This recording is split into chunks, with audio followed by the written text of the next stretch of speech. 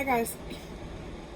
I started recording a bit earlier than I probably should have because now I have to make sure that I have my computer connected to the Wi-Fi. But while I'm doing that, this is sorry, Big Head wants to sit there specifically. This is Left 4 Dead 3. I'm just gonna go back to labeling it a Left 4 Dead fanfiction, which will summarize the whole fandom, I guess, because that's what it's called. So I'm not gonna add the 3, but that's what it is. This is the 3rd book of the series, and links are all below in the description for you guys. I'm all connected and ready to go, so let's get to it. First point of view is gonna be not Francis's. It's gonna be Zoey's. Okay, can you move just a little bit, my love? Just a little bit. You're just a little in the way. Francis had yelled for me to come out of the room. Apparently these vampires could now drive. I walked to the edge of the bridge, peering down at the group of 5 that had come out of the race car on the road. These weren't vampires. They looked like people. Normal, human people. Survivors, like us. I spot a woman and feel relieved. Thank God I'm not the only woman left. Well, hello down there, I call, scanning the ragtag group. There were 2 taller guys, one in a suit and one with dark hair. There was also a heavy-set black guy, and the woman had light brown skin and dark hair and a ponytail. The final guy was a man, and he wore a hat. He was kind of cute, and he looked up and then immediately away. So, what brought you all here? I called down and they turned to each other. They seemed to be a tight-knit group of friends, and I wondered if they knew each other before the outbreak. Finally, the one in the hat calls back up. We're trying to get to New Orleans. Is there any way you can lower the bridge? He had a southern accent, and he was from here. I'm sorry, I replied. The bridge can't be controlled from here. If you can feel that generator, though, we could probably help you.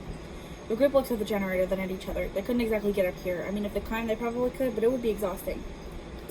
So, back in Left 4 Dead, the first book that I read, at the very end, they had realized that the house leads to down where the roads are. I'm going to use my reader skills to assume that they blocked it off as to why the other survivors can't join them on the bridge. And also, let's be real, who wants to spend the rest of their days on a bridge? Other than the bridge trolls. Like, who wants to do that? So it would make sense for the bridge for them to not be able to get there, or not be able to. Like, it's possible, but why would they want to, I guess? Finally, the woman looks back up at me. You're in the way. Lay down. Alright, what do we have to do?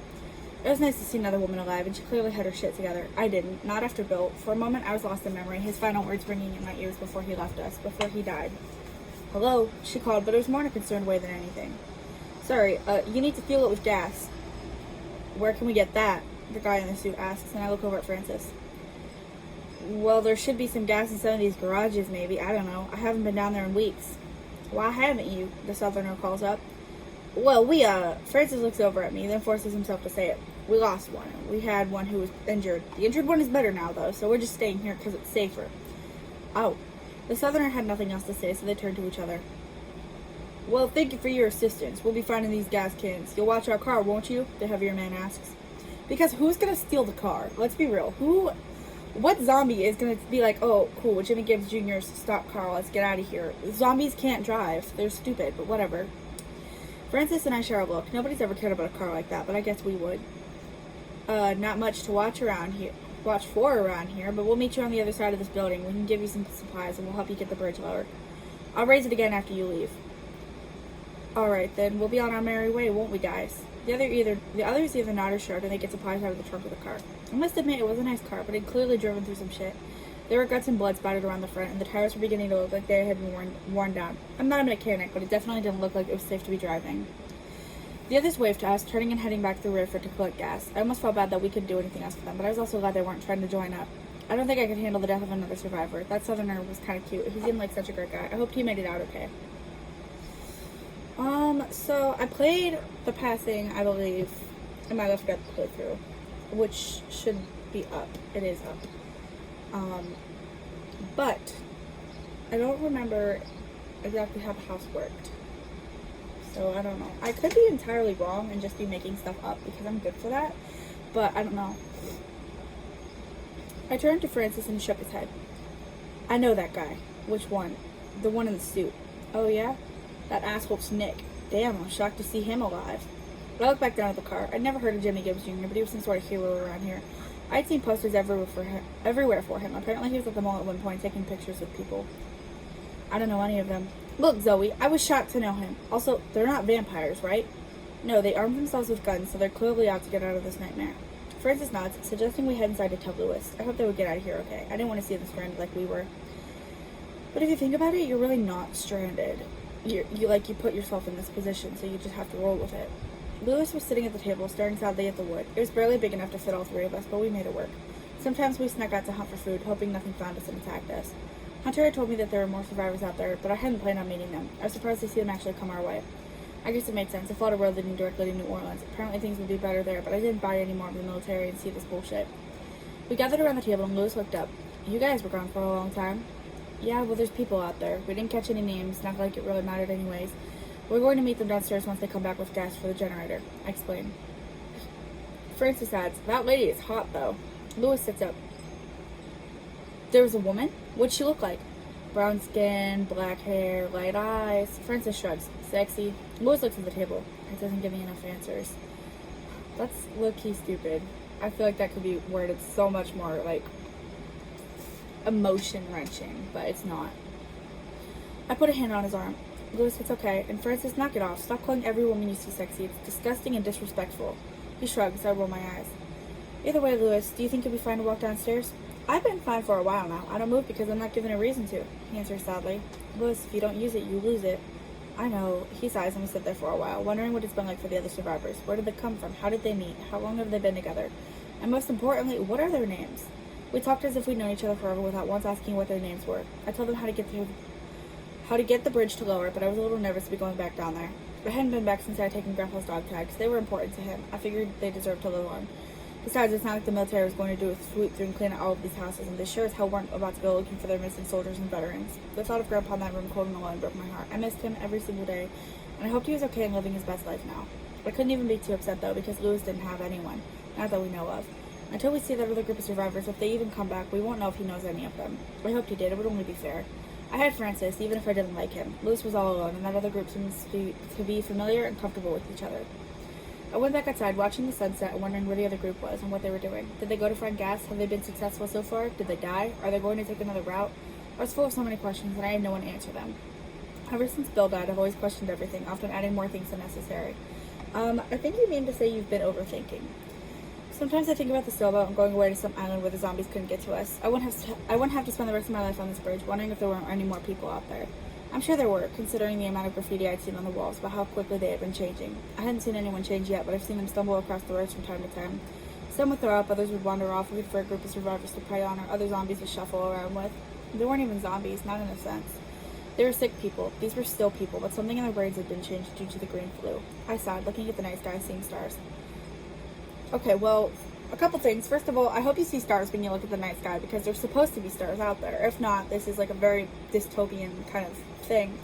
Second of all, I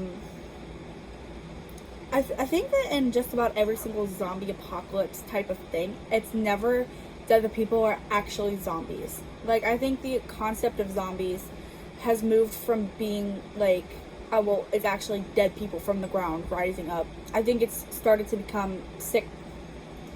That was a jump scare for you guys. It started to become like sick people, or like just a disease that spread and put people in a zombie-like state. Like, I feel like the concept of zombies has come a really far ways away, and it's no longer the idea of somebody rising back from the dead, which there are still some, don't get me wrong. Get your big head out of the way. You're taking up all the camera space. Yeah, cry about it. There are still some where it's like actually like zombies from your origins, but I feel like nowadays it's more so about sick people, which is also cool too, because that sick people is possible. I wish things would be different. I didn't plan for this in my future, but now I don't even know what to plan for. Francis stands beside me, smiling over at me.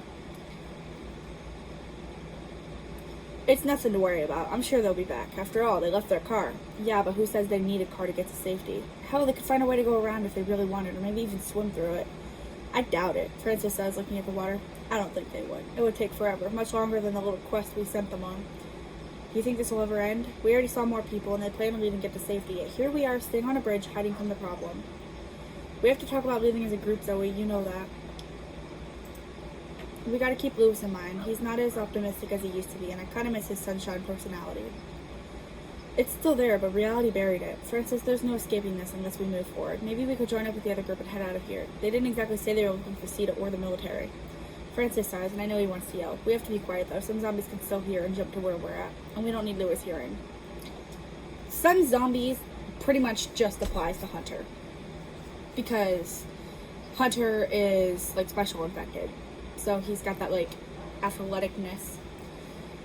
Zoey, I'm sorry, but we have to think this through. We need to find out how they plan to be saved, who they plan to be saved by, what their entire plan is. For all we know, they could be putting up a false front, and they might just want to raid us and take our supplies, leaving us for dead.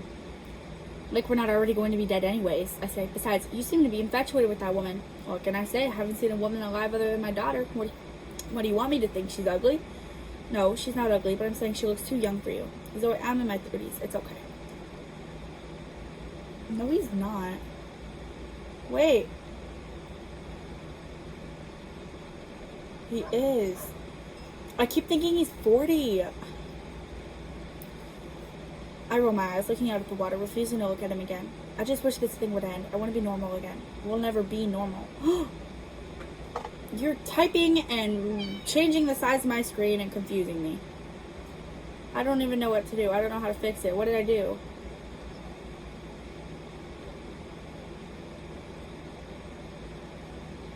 Stop. Just don't sit on my keyboard. It's really not that hard.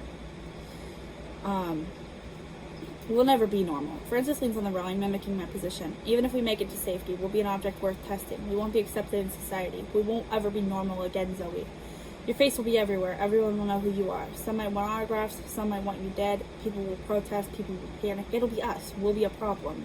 There will be no more going out in public and blending into the background. You'll be the most known person there is, along with the others who made it out alive. I wanted to fight with him, to say he's wrong, but I know he isn't. I sighed, turning and heading back into the house. He was right, and I didn't want to admit it. I'm sorry, Zoey, he calls, and I nod. Lewis was on the couch, staring at the ceiling. He sits up quickly, brightened as if I had good news for him. Did you see them again? Are they okay? I shake my head. We still haven't seen them. As if on cue, we hear Fred yelling, and Francis yells back, then comes inside. We got a mission, y'all. I smile at Lewis, helping him off the couch, and we head downstairs, removing the things that were blocking the door and heading outside. I wasn't ready to meet these people face to face, especially not the cute guy. I was nervous, and I wiped my sweaty palm from my jeans, taking a deep breath before stepping out into the chilly air. And that is where Zoey's point of view ends. Next week, we're going to be on to Ellis Is. Thank you for watching. I hope to see you next week. Bye-bye.